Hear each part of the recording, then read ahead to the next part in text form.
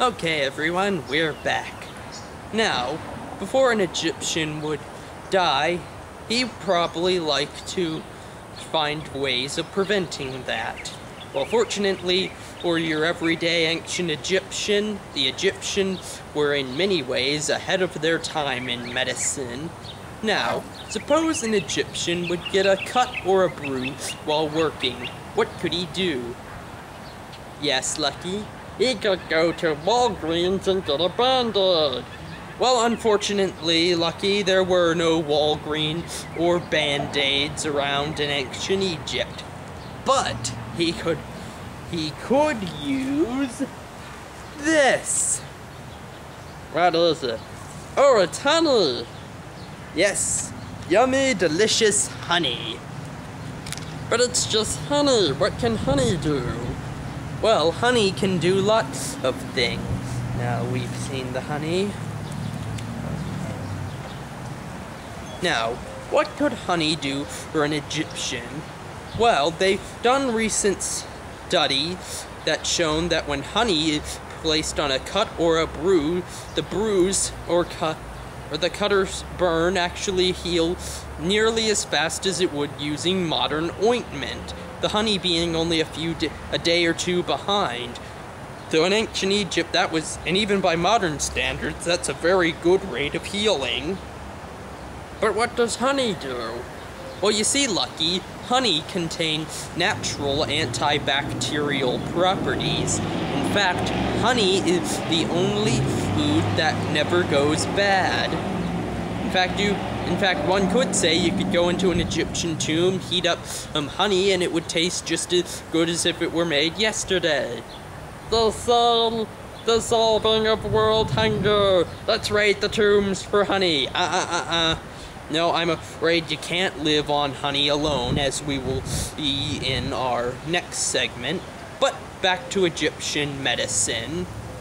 Now, suppose eyes are your most valuable thing today, and even in Egypt there was no exception to this rule. So you'd want to take every precaution possible to preventing something from happening to your eye. Now, in Egypt, as I mentioned earlier, both men and women wore eyeliner, as this was due to the customs of the day. Or because everyone was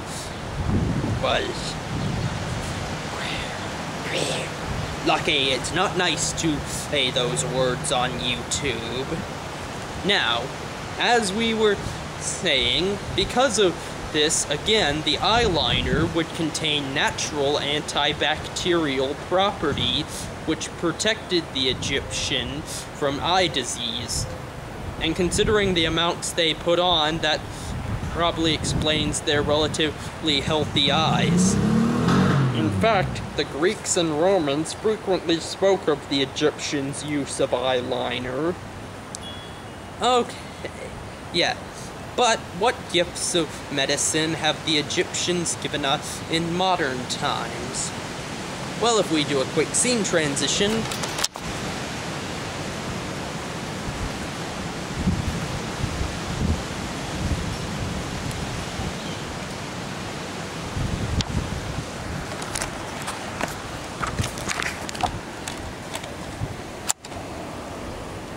Alright, here we have it.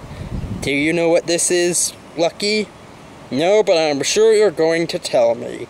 It is the Wajut eye. The what eye? The Wajut eye. Legend says that when Horus fought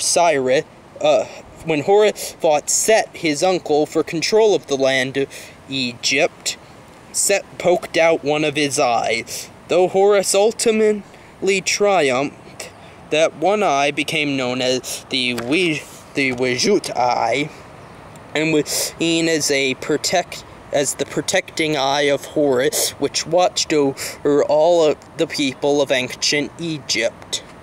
Now, other legends say that the Wajut eye belonged to the god Ra, the hawk-headed sun god. According to the legend, one day one of Ra's eyes popped out its socket and tried to roll away. but the other gods got greedy and tried to steal the eye for itself. So Ra's eye cried, and the tears became humanity. Now, how does the Wajut eye relate to our modern lives? It looks like the pharmacist symbol. Indeed it is, Lucky, and it should be for good reason, because it was through the Wajut eye that the modern-day pharmacy symbol came to be. In fact, modern-day pharmacy symbols are a variant on the Wajut eye. Now, let's go to our next segment and see why the Egyptians could not live on honey alone.